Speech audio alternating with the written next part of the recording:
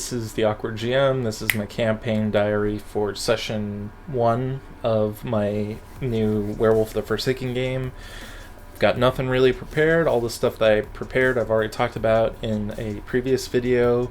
My last session I did was a one-on-one with one of my players. She's going to be a little bit late to this session, but I have another player who wasn't, and they're going to go through a little bit of a one-shot at the beginning.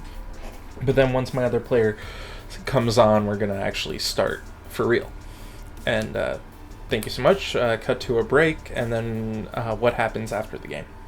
I'd like to thank our patrons Echo B and The Bohemian for supporting the channel. So quickly, just want to do a recap. Instead of Melanie, this time Adrian was here. Melanie didn't show up till later on. Adrian started to look into who was doing the Chicago play at the theater, and found out that one of his friends was going to be auditioning. Her name, have it written down, forgot it, but Jennifer.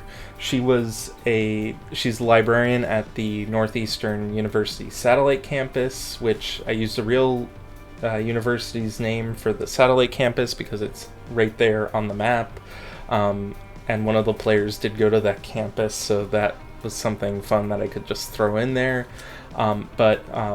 Additionally, so he went there, he found there were wisdom and knowledge spirits all around, but he also found out that there were surveillance spirits.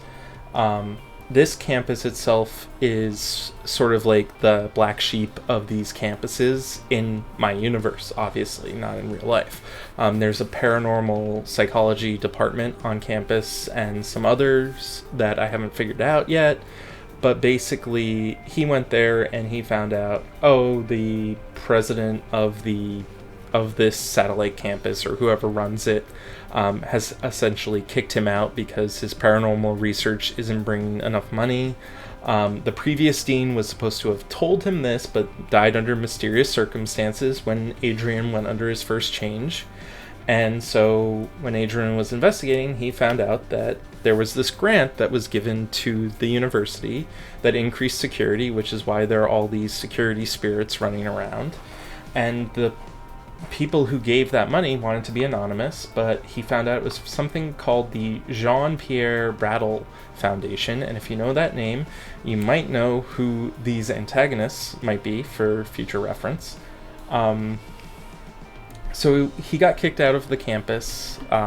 He found, as a limo was driving by, he saw that there were crystal scorpions on top of it, and that he decided to investigate. He decided to go to follow them to the country club.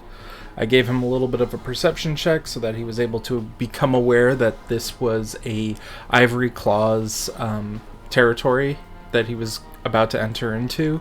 It's right on the edge of the No Wolves land. I haven't given them a map of all the packs yet. I haven't really shown the map aside from a few close-up shots. But next session, I'm planning to have an NPC sort of elaborate on the political nature of their territory. In any case, he decided to retreat back to the den, do some investigating around town, because essentially I was wasting time showing him stuff while we were waiting for the player and the other player ended up showing up about hour and a half into the game. We didn't have much time after that. Maybe it was 2 hours, but effectively he got back to the territory. So the players were all together. I'm skipping over the part where the player, I misstarted the player going into a tribal meeting because the other player showed up eventually. I hadn't planned for any of this. I was just sort of going off the cuff based off my notes. The players decided that they were going to check out the residents of the Hissel in the neighboring areas, and they found that across the street was the joyful happy lands of this bar and stretch of shops. Their street block was sort of gaunt and haunting as it was surrounded by death. And the police station, of course, was covered in corruption, as any good World of Darkness or Chronicles of Darkness police station should be.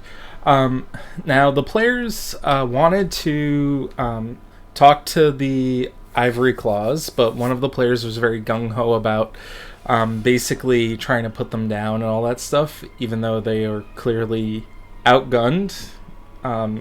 They at least have a couple of spirits. They have one. But they don't know that yet. I'm probably going to have an NPC come in and tell them a little bit before that. But the rest of the session basically was taken up by them trying to figure out what their name and their pack symbol was, because they found that the Ivory Claws had scratched markings to mark their territory, and now they want to do the same thing with their territory. So that was sort of the end of the session. I didn't prepare anything really aside from my general notes of the area, because I like my players to go around and do different things. But the start of the next session actually is going to be the players, before the session ended, decided they would just check their territories out. They saw the resonances and everything, and they got immediately suspicious by the joy spirits, which was great. They just went beeline straight to it without me saying anything. And here's me at the end of this session being like, oh, I really probably should be preparing the Ivory Claw stuff for them. But now, oh no, they're going straight into joy spirits and the joy claims, so this is going to be fun. In any case, or at least it's going to be where I was expecting it was going to go anyway. Now, that's sort of it. I've rambled on for quite enough. Thank you so much for watching. I'll keep you guys up to date on what my characters are doing, what my players are doing.